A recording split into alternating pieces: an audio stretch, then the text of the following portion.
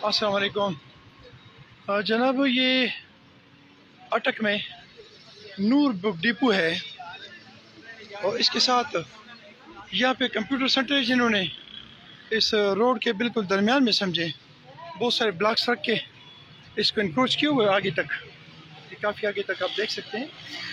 یہ کم از کم 10-15 فٹ کا روڈ انہوں نے انکروچ کیا ہوا ہے، اور یہ ہے جناب گرلس کالج کے بالکل گیٹ کے سامنے۔ یہ گرلس کالج کا گیٹ بالکل سامنے ہے، تو میں متعلقہ انتظامیہ کو ریکویسٹ کرتا ہوں کہ یہ انکروچمنٹس یہاں سے ختم کی جائے۔